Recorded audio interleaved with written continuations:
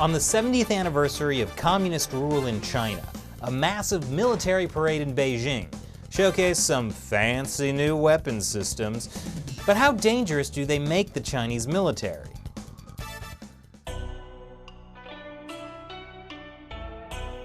Welcome back to China Uncensored. I'm Chris Chappell. This episode is sponsored by Surfshark. Because if you're going to be making fun of the Chinese Communist Party, you're going to want a reliable VPN to hide your identity. 70 years ago on October 1st, the world's bloodiest dictator took over the world's most populous nation with the world's most murderous ideology. And from then on, the Communist Party has ruled what it called the People's Republic of China. And to celebrate 70 uninterrupted years of communist delight, China's leaders threw the country a birthday party. And no birthday party would be complete without some cutting-edge weapons of mass destruction. Get him, Tanya, that donkey will never walk again. Okay, I actually meant these cutting-edge weapons of mass destruction. Bigger sticks, but no candy. There was once a time that China relied on reverse-engineered Soviet military systems, or at best, developed substandard weapons at a snail's pace. But not anymore. Now, China relies on reverse-engineered US military systems, and uses that to develop not only its own tanks and planes, but also cutting-edge stealth technology, combat drones, and hypersonic missiles. Not to mention the latest in pop-up leadership. In the past decade, China's defense budget has grown by at least 10% every year. At $168.2 billion, China's military spending is now second only to the United States. Yeah, there's still a lot of difference between first and second place. China's October 1st parade saw familiar weapons like wing-long combat drones that were deployed in Libya, or DF26 missiles dubbed the Guam Killers, because they have the range to hit military installations in the US territory of Guam in the middle of the Pacific Ocean. But beside these important staples, the Chinese military showcased some sophisticated new systems, including a few world firsts. So in today's episode, let's look at 9 military systems that got the red carpet treatment on the 70th anniversary of communist rule in China. Number 9. First, what pundits widely called the biggest surprise of the day, the Dongfeng 17. It's a known fact that the People's Liberation Army Rocket Force, or PLARF, would play a central role in any conflict involving China. Little surprise then that missiles were center stage. Specifically, the DF17, ballistic missiles that deploy a triangular hypersonic glide vehicle.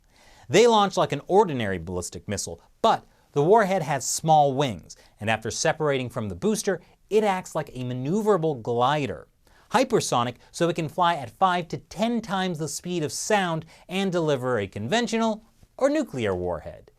The glider lets the DF-17 fly at a flatter trajectory so it can avoid enemy radar. They're harder to detect and can evade anti-ballistic missile interceptors. Countries like Russia and the US are said to be working on similar designs, but so far, China's the only one that's got this in its official arsenal. Number 8. Another much-anticipated hot-off-the-assembly line weapon making its public debut is the road-mobile DF41 Intercontinental Strategic Nuclear Missile System. One missile can pack a single big wallop or carry up to 10 independently targetable warheads. Prior to the launch of the DF41, China didn't have a ballistic missile capable of hitting the US mainland in the event of a nuclear war. The best they could do was hit Guam.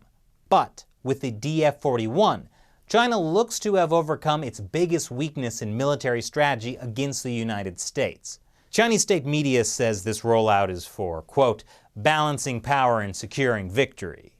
Not against any target in particular, but just so you know, the continental United States is within range. Number 7.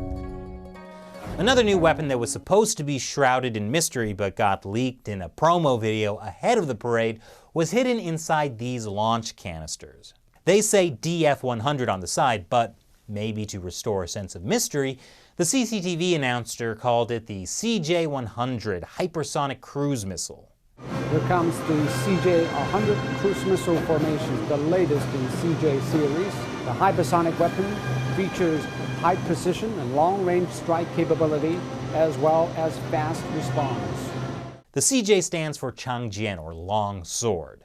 The People's Liberation Army Rocket Force accidentally posted footage of what appears to be a test launch of the CJ, or DF100, a week before the parade.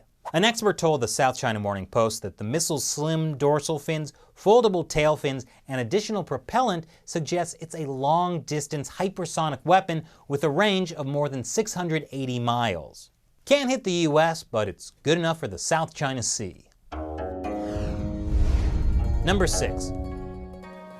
Another debut was the JL-2 Submarine-Launched Ballistic Missile, or SLBM. The second-generation JL-2 can be launched from nuclear submarines. Launched with just the wave of a hand. The People's Liberation Army Navy started testing the JL-2 from submarines as far back as 2002. Since 2016, the Chinese military has had 48 launchers and warheads ready to deploy from nuclear-powered ballistic missile submarines. But until this October 1st parade, the Chinese military had never officially acknowledged the existence of this weapon. So this was the official unveiling of the JL-2, which is believed to have a range of more than 5,000 miles and the ability to deliver one big nuclear warhead or up to 8 smaller nukes. It's like getting one big cupcake or 8 mini cupcakes of radioactive destruction. Number 5. After sleek-looking missiles, it was time for something that looked a little more goth. The HSU DoubleO1 drone submarine. It looks like the submarine equivalent of Too Much Black Eyeliner. But, like the Smashing Pumpkins, this autonomous underwater vehicle could be a game changer. Since it's the world's first openly deployed fully robotic submarine capable of long-range missions, this submersible drone could really be a sea change in naval warfare. So far, though, only small, short-range drone subs have been used, because long-range autonomous subs are too expensive and complex.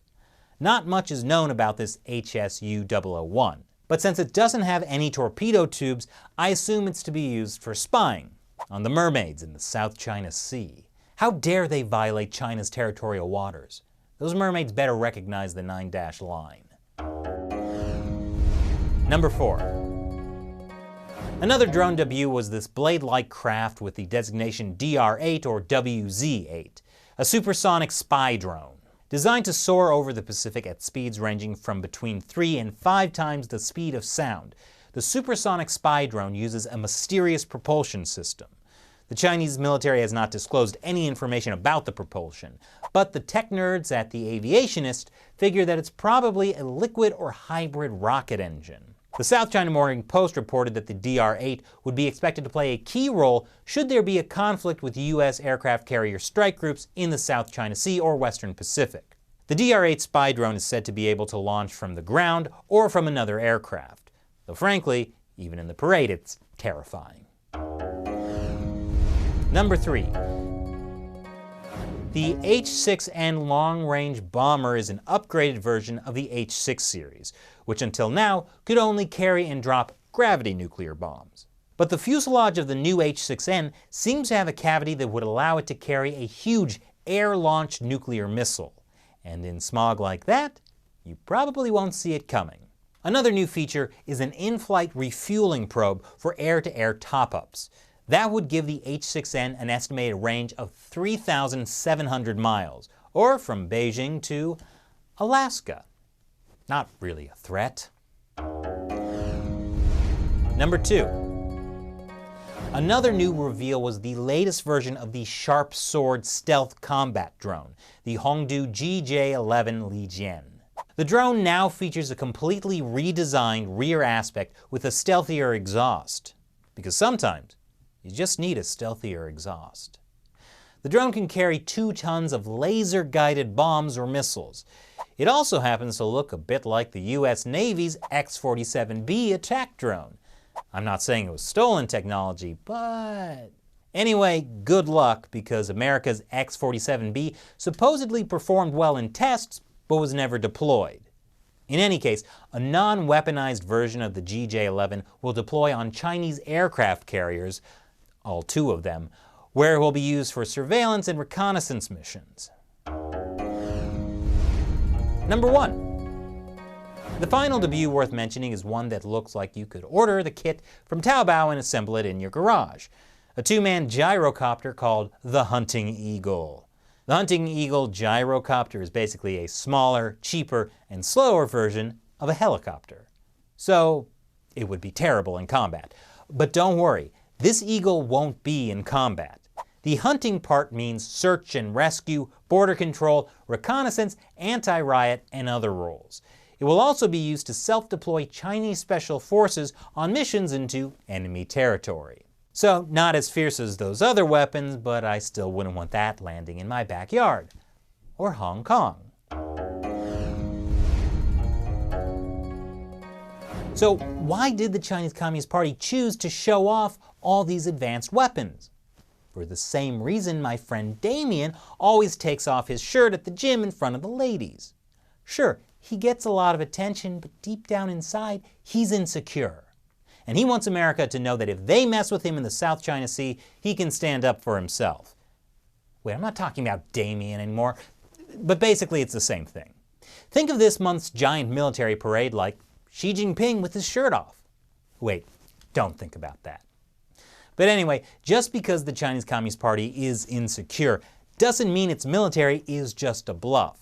They've spent decades stealing US technology and developing their own weapons. Sure, their troops lack combat experience, but some of their weapons could still cause major damage to the US in a war.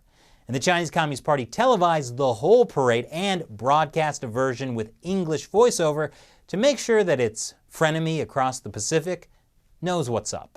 And this episode has been sponsored by Surfshark. You should protect your identity with a VPN when you go online. That's why I use Surfshark.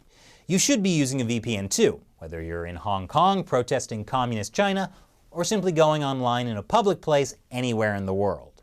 With Surfshark, you can protect your private information while surfing the web, like your banking info or the websites you visit. And if you're in a country that doesn't allow you to access the entire internet, you can use Surfshark's No Borders mode to get around it.